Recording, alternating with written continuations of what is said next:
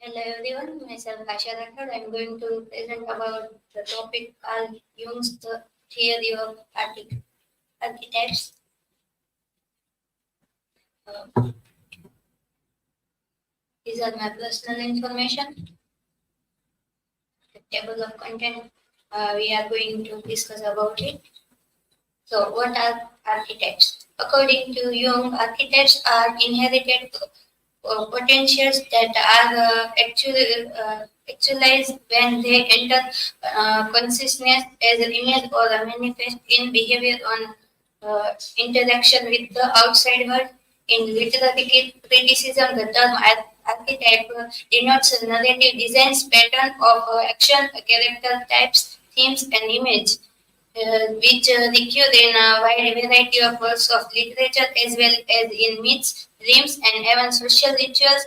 Such recurrent items are often claimed to be the result of elements and universal pattern in the human psyche whose effective embodiment in a literary work evokes a profound response from the attentive readers because he or she shares the psychic archetypes expressed by the author.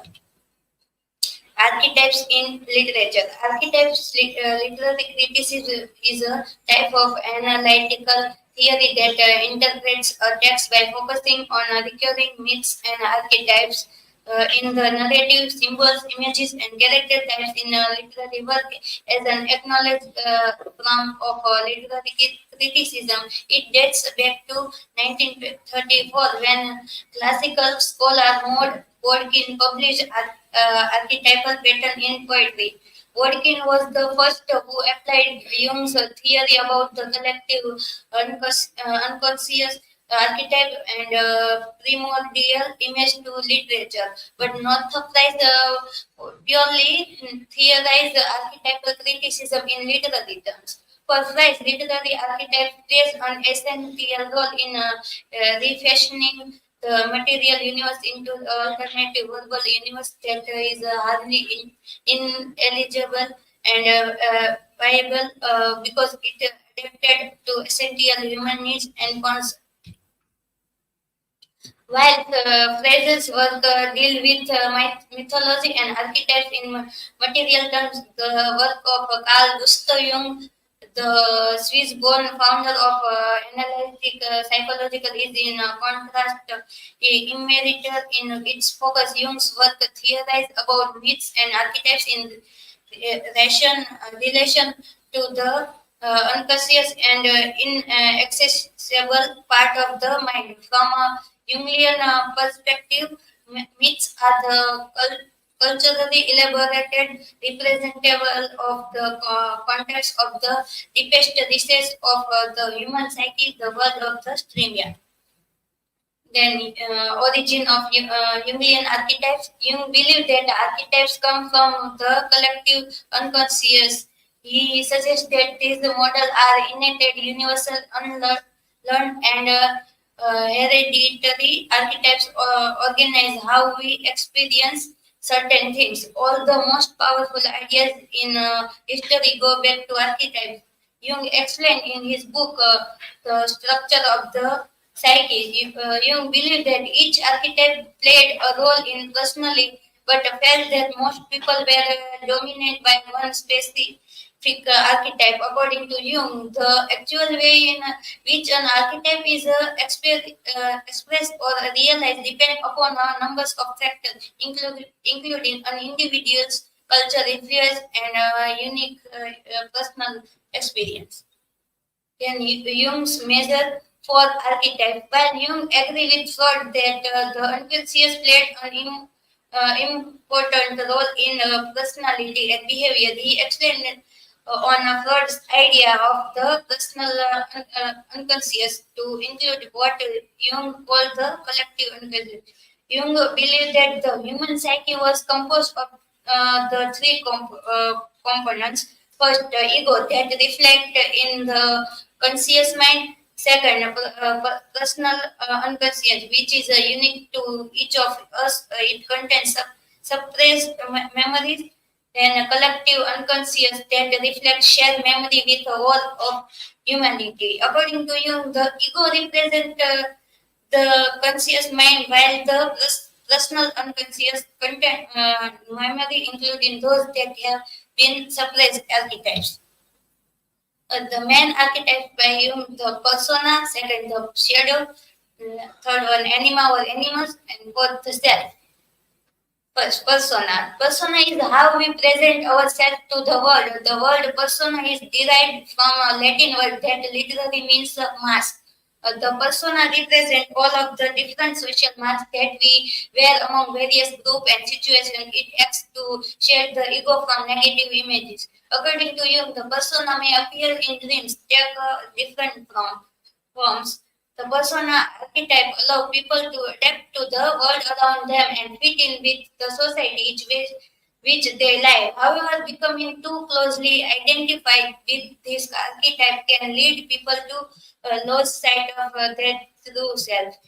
This archetype I have taken by Kendra Cherry's article. The shadow is a Jungian archetype that consists of sex and life intakes. The shadow exists as a part of the unconscious mind and is composed of repressed ideas, weakness, desire, instincts, and shortcomings. Jung suggested the shadow can appear in dreams as well as a person. Visit on may take a variety of forms. It might appear as a snake, a monster, demon, and dragon, or some other dark, wild, or chaotic figure. This archetype is often described as the darker side of the psyche, representing wildness, chaos, and the unknown. These latent dispositions are present in all of us. Jung believe, although people sometimes deny this element of their own psyche and instead project uh, it onto others. Third one is the anima or animal. The anima is a feminine image in male psyche, and the animus is a male image in the female psyche. The anima or the animus represent the true self rather than the image we present to others and serve as the primary source of communication with the collective unconscious. Jung believed that psychological changes as well as the social influence contribute the development of sex roles and gender identity. The combined anima and animus is known as the Seiji or the divine couple. The Seiji represent the completions, fictions, and allness. The fourth, the self. Self is an archetype that represents the unified unconscious and consciousness of an individual. Jung often represents the self as a circle, square, and mandala. Jung believed that this harmony between the unconscious and the conscious mind could lead to psychological problem. You can think of this by imagine a circle with dot right at the center. The entire circle makes up the self, and where the small dot in the middle represents the ego. Conclusion: an archetype in the collective unconscious as a quote from Leeds is irrepresentable but has effect which make a visualization of it possible, namely, and the archetype image and ideas. In short, Jung conceptualized our psyche as a place that many archetypes and personalities are being stored. Many psychoanalysts Jung regarded the psyche as a loose collection of partly integrated personalities. These are my references.